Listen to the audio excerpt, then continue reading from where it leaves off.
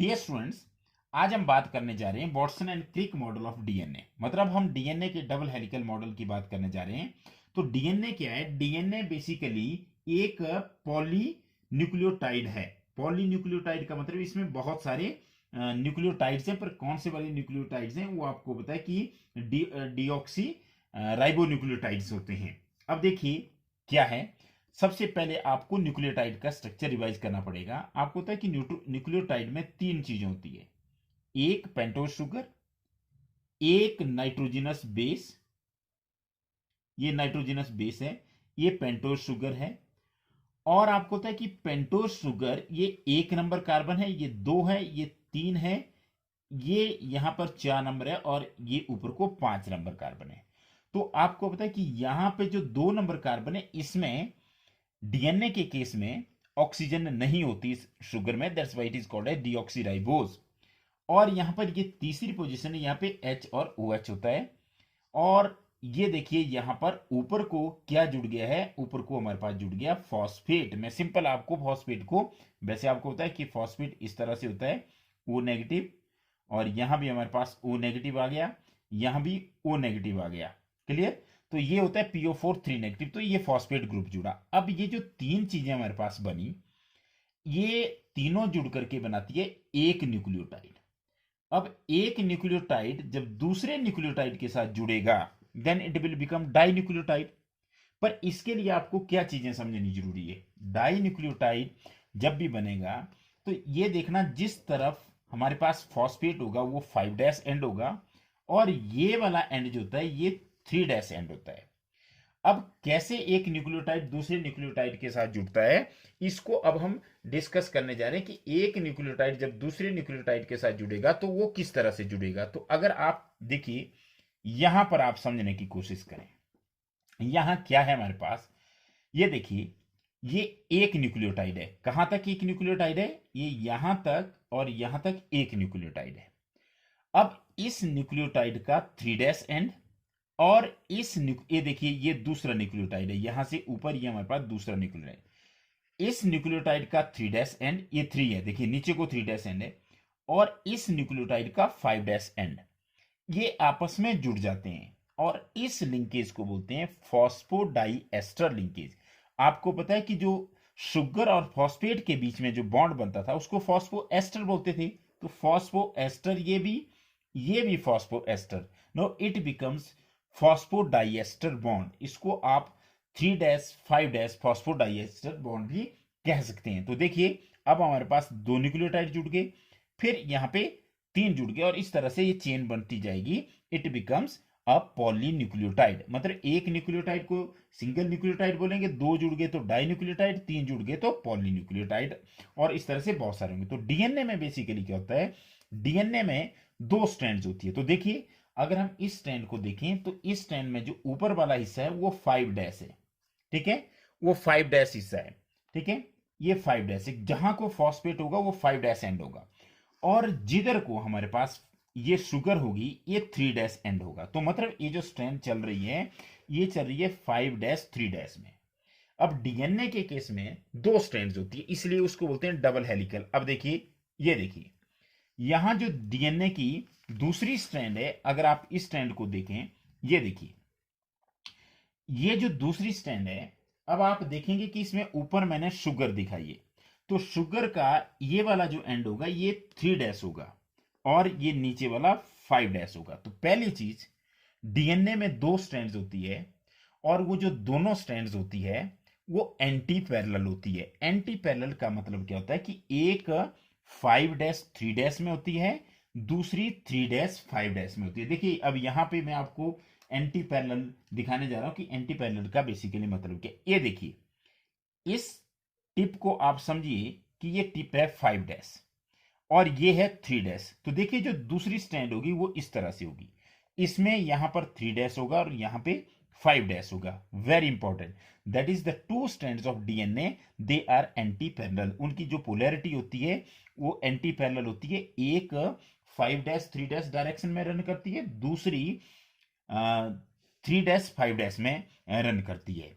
अब क्या होगा, the nitrogenous bases they are projected towards inner side. आप देखेंगे, देखिए यहाँ सी है, यहाँ ए है, ये अंदर की तरफ होंगे। मतलब अगर एक स्ट्रैंड ऐसे, एक ऐसे है, तो नाइट्रोजिनस बेसिस ऐसे होंगे। क्लियर? तो अंदर की तरफ प्रोजेक्ट होंगी। और एक और चीज देखना कि ये जो स्ट्रैंड बनी होती है किस चीज की बनी होती है, sugar phosphate, sugar phosphate, sugar phosphate. इसकी जो बैकबोन बनी होती है वो शुगर फॉस्फेट की बनी होती है। और ये जो नाइट्रोजिनस बेसिस अंदर की तरफ जुड़े होते हैं, अंदर की तरफ प्रोजेक्ट होते हैं, ये भी आपस में जुड़े होते हैं। ये देखिए कैसे जुड़े होते हैं। एक ध्यान और रखना कि डीएनए की स्ट्रैंड जो होती है they are always complementary. Complementary का क्या मतलब होता है कि ए के सामने हमेशा टी आएगा और टी के सामने हमेशा ए आएगा। अगर यहां टी होगा तो यहां ए होगा, यहां ए होगा तो यहां टी होगा। And these are joined by two hydrogen bonds. ये बहुत इंपॉर्टेंट चीज है कि ए और टी के बीच में, ये देखिए, ए और टी के बीच में दो हाइड्रोजन बॉन्ड्स होंगे, या टी और ए के बीच में भी दो ही हाइड्रोजन बॉन्ड होंगे। क्लियर? दूसरा, सी जो होगा वो हमेशा जी के साथ जुड़ेगा, पर उसमें बॉन्ड्स होंगे तीन। सी और जी के बीच में, साइटोसिन और ग्वानिन के बीच में तीन बॉन्ड होते हैं, तो जी और सी के बीच में भी क्या होंगे, तीन ही बॉन्ड्स होंगे। क्लियर? तो ये रूल हमेशा याद रखें कि ए और टी के बीच में दो हाइड्रोजन बॉन्ड बनते हैं, या टी और ए के बीच में भी दो हाइड्रोजन बॉन्ड बनेंगे, सी और जी के बीच में तीन हाइड्रोजन बॉन्ड बनेंगे, और जी और सी के बीच में भी तीन ही हाइड्रोजन बॉन्ड बनेंगे। ए हमेशा, देखिए क्या होता है, जैसे ये ए है तो ये टी के साथ ही जुड़ेगा, और अगर ये हमारे पास ये ए है तो ये इधर को टी के साथ जुड़ेगा। और अगर हम इसको दूसरा देखें कि अगर ये सी है तो ये जी के साथ जुड़ेगा, और अगर ये सी है तो ये इधर को जी के साथ जुड़ेगा। पर रूल ये है कि ए हमेशा सी के साथ जुड़ेगा, और सी जो होगा वो जी के साथ जुड़ेगा। तो अब हम बात करते हैं वॉटसन एंड क्रिक मॉडल की, कि वॉटसन एंड क्रिक ने बेसिकली डीएनए के डबल हेलिकल स्ट्रक्चर के बारे में क्या बोला। तो इसका जो सबसे फर्स्ट पॉइंट है, उन्होंने क्या बोला कि जो डीएनए है वो क्या है। तो सबसे पहला पॉइंट है, first point, DNA is made up of two polynucleotide chains, polynucleotide chains। Clear? तो डीएनए जो होता है वो कितनी पॉलीन्यूक्लियोटाइड चेन्स का बना होता है, दो का, where backbone, clear, backbone is constituted by sugar phosphate. Clear? Backbone is constituted by sugar phosphate molecules, मतलब शुगर और फॉस्फेट के द्वारा, and the bases project inside. Clear? देखिए अब मैं इस पॉइंट को क्लियर करता हूं। ये देखिए, ये बोलता है कि जो डीएनए है उसमें दो स्ट्रैंड्स होती है, एक स्ट्रैंड ये, एक स्ट्रैंड ये, जिसमें इनकी बैकबोन शुगर फॉस्फेट की बनी होती है, और जो बेसिस होते हैं वो अंदर की तरफ होते हैं। देखिए इसके बेसिस इधर को, इसके बेसिस इधर की ओर। क्लियर? तो इससे एक पॉइंट तो क्लियर हुआ कि डीएनए की कितनी स्ट्रैंड्स होती है, दो स्ट्रैंड्स होती है। और वो जो स्ट्रैंड की बैकबोन बनी होती है वो किस चीज की बनी होती है, शुगर और फॉस्फेट की। और उसमें हमारे पास क्या होता है कि जो नाइट्रोजिनस बेसिस होते हैं they are projected towards inner side, वो अंदर की तरफ प्रोजेक्टेड होते हैं। अब अगर हम इसमें जो दूसरा पॉइंट है, अगर दूसरे पॉइंट की बात करें तो दूसरा पॉइंट है the two chains, the two strands और chains are anti parallel. This is first characteristic feature, anti parallel in polarity. क्या मतलब हुआ एंटी पैरेलल का? ये देखिए, one in 5-3 direction and other in 3-5 direction. देखिए भाई, दो स्टैंड है, एक ऐसे होगी और दूसरी स्टैंड जो होगी वो ऐसे होगी, तो they are anti parallel. Clear?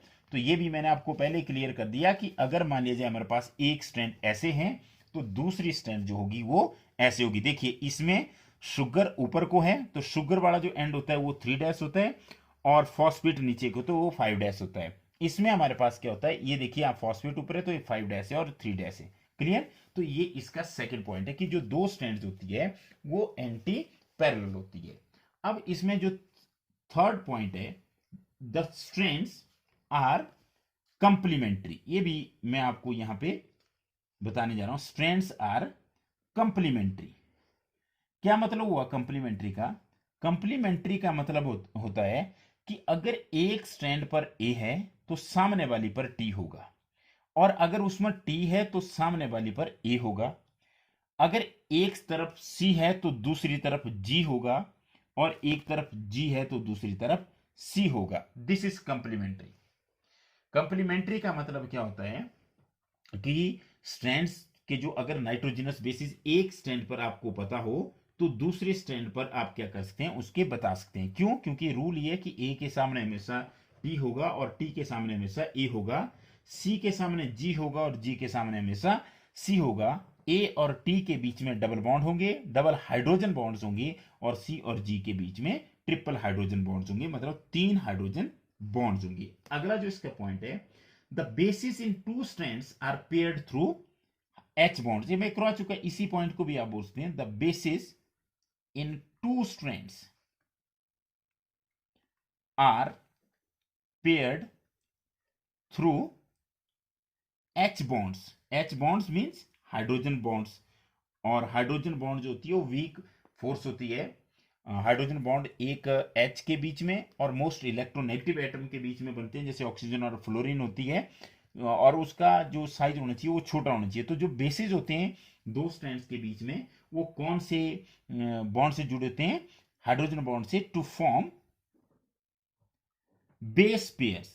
अब बेस पेयर क्या चीज है? देखिए बेस पेयर हम पहले भी बात कर चुके हैं।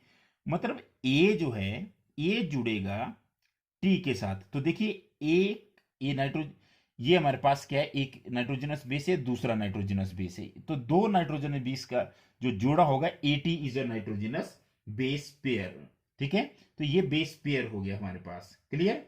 और ये रूल मैंने आपको बता दिया कि adenine will form 2 hydrogen bond with thymine, and thymine will form 2 hydrogen bond with adenine. Similarly cytosine will form 3 hydrogen bonds with guanine, and guanine will form 3 hydrogen bond with cytosine।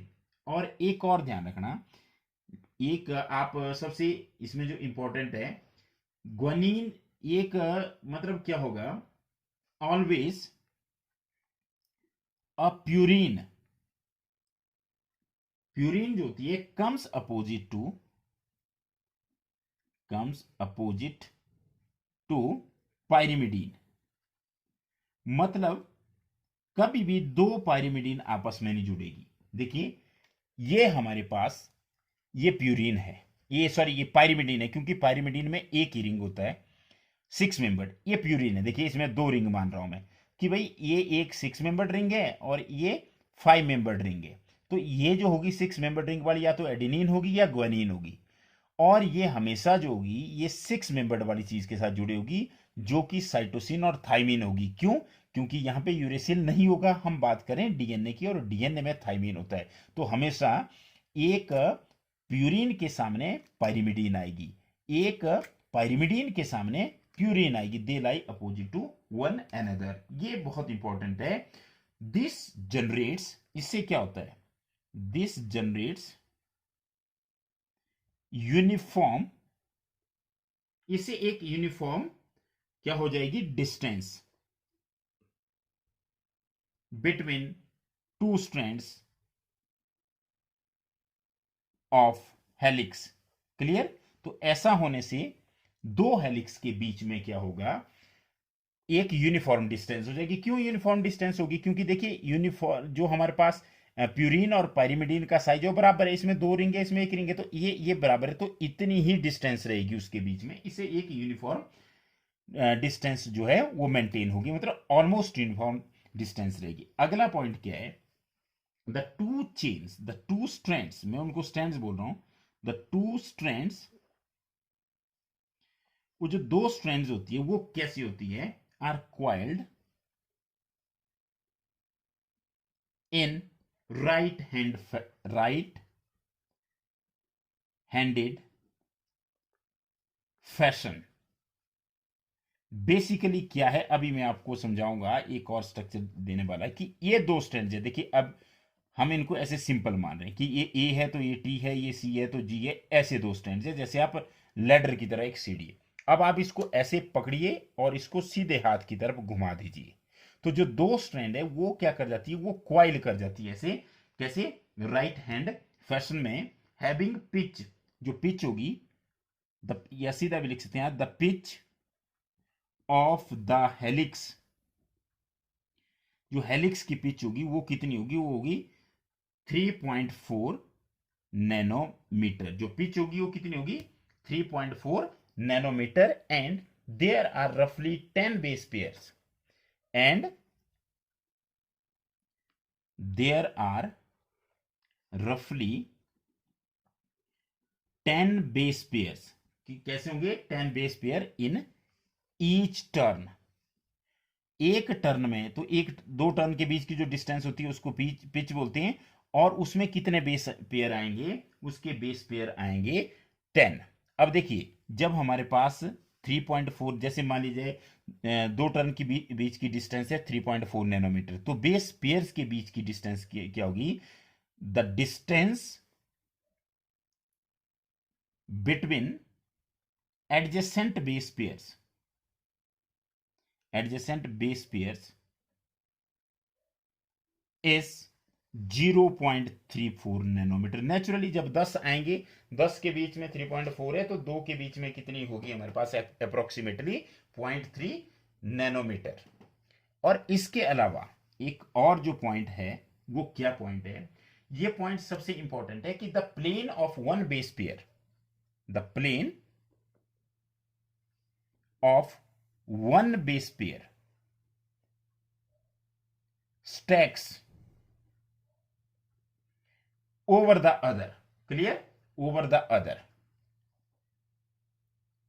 in double helix. DNA की double helix में मतलब एक base pair ऐसा है तो उसके ऊपर से दूसरा बेस पेयर ऐसे होगा, तीसरा बेस पेयर ऐसे होगा, they are stacked over one another. Clear? इससे क्या होता है, this in addition to, this in addition to H bonds provides stability to DNA structure, stability to DNA structure। Clear? तो ये है डीएनए का डबल हेलिकल स्ट्रक्चर। कि DNA का डबल हेलिकल स्ट्रक्चर क्यों स्टेबल होता है, इसके दो कारण है। एक तो उनके बीच में जो होते हैं वो नाइट्रोजनस बेसिस होते हैं और उनके बीच में हाइड्रोजन बॉन्ड्स होते हैं। दूसरा हमारे पास क्या होता है कि जो बेस पेयर्स होते हैं वो एक के ऊपर दूसरा स्टॉक्ड होता है। अब देखिए अब हम जो बात करने जा रहे हैं इसी से हम क्लियर करेंगे। ये बेसिकली डीएनए का डबल हेलिकल स्ट्रक्चर है। देखिए डीएनए के डबल हेलिकल स्ट्रक्चर क्या बोलता है वॉटसन एंड क्रिक, कि इसमें दो स्ट्रैंड्स होगी। क्लियर? और वो स्ट्रैंड्स होगी एंटी पैरेलल। एंटी पैरेलल का मतलब है कि ये 5 डैश है, तो देखिए इसका जो नीचे वाला हिस्सा होगा वो 3 डैश होगा। मतलब अगर यहाँ फॉस्फेट है तो यहाँ शुगर होगी, और इसके सामने 5 डैश नहीं होगा because these are anti parallel. तो दूसरी जो स्ट्रैंड होगी वो 3 डैश और 5 डैश होगी। पहला point, the two strands of DNA they are anti parallel, मतलब one runs in 5 dash 3 dash direction while other runs in 3 dash 5 dash direction। मैंने क्लियर एक ऐसे बताई तो दूसरी ये बताई। The second point, the strands are complementary.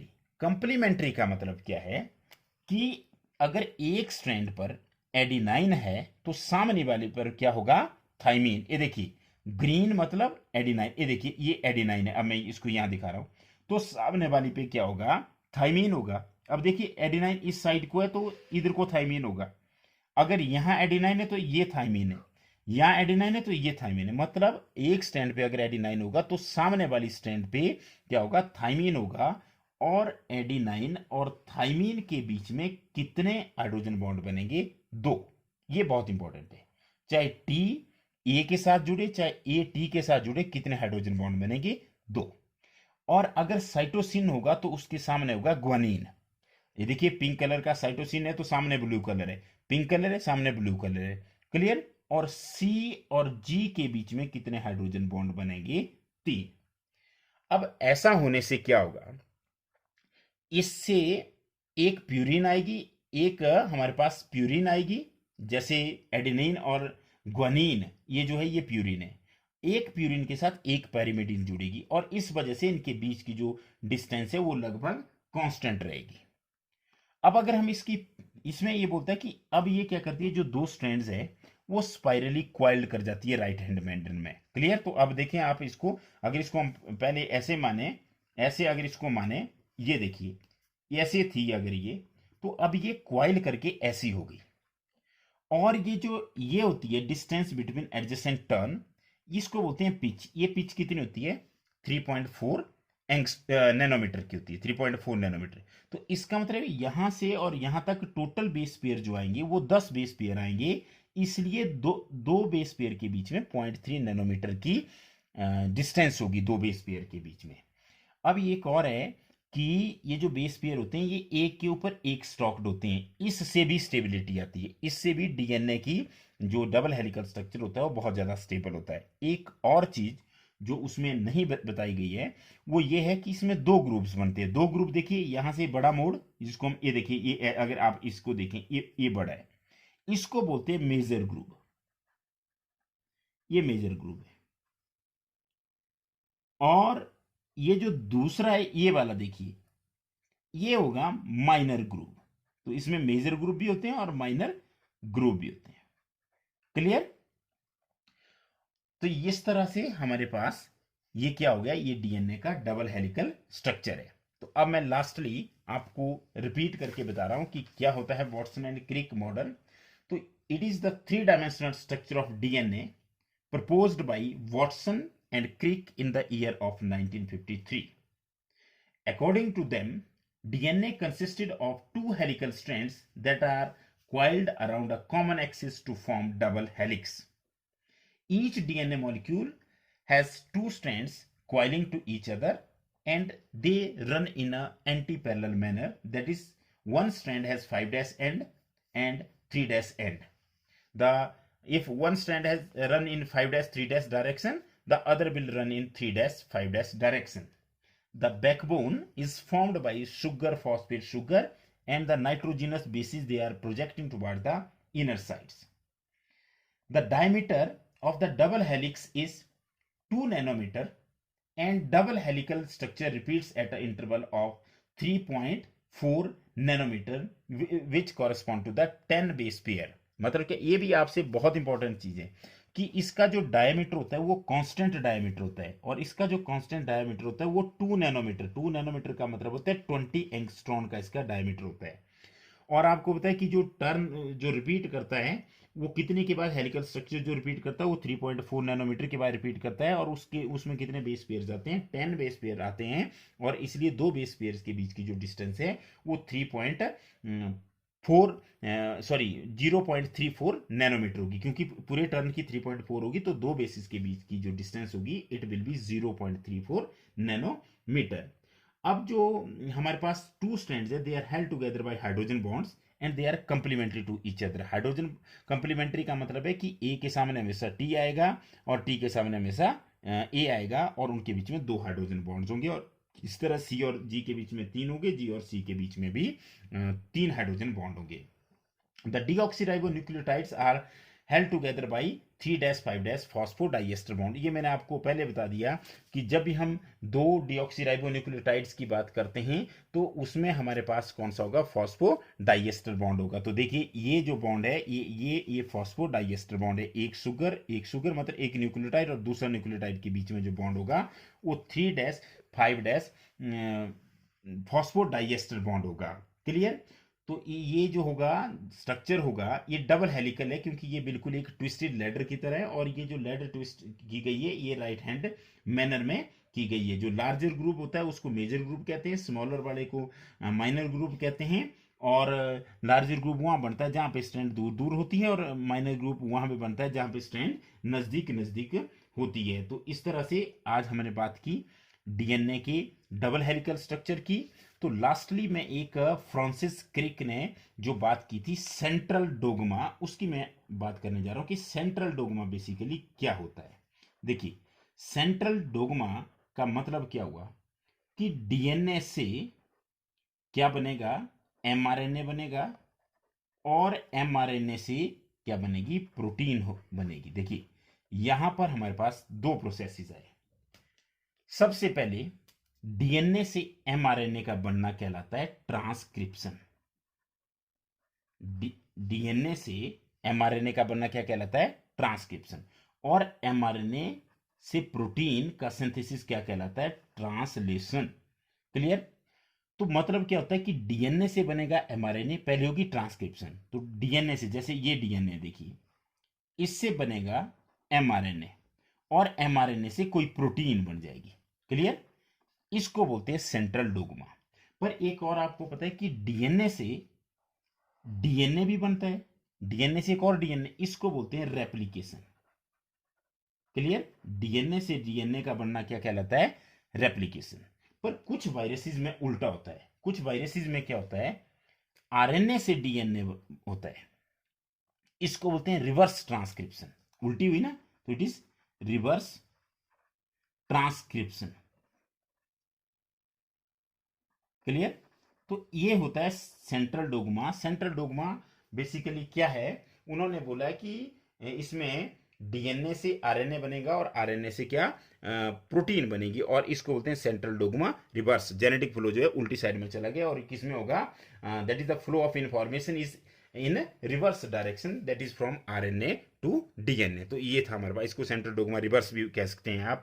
तो ये सेंट्रल डोगमा था। तो आज हमने बात की वॉटसन एंड क्रिक मॉडल की, और आपने देखा कि किस तरह से वॉटसन एंड क्रिक ने डीएनए के स्ट्रक्चर को डिस्क्राइब किया। अब हम अगले वीडियो में बात करेंगे डीएनए की पैकेजिंग की। Thank you very much.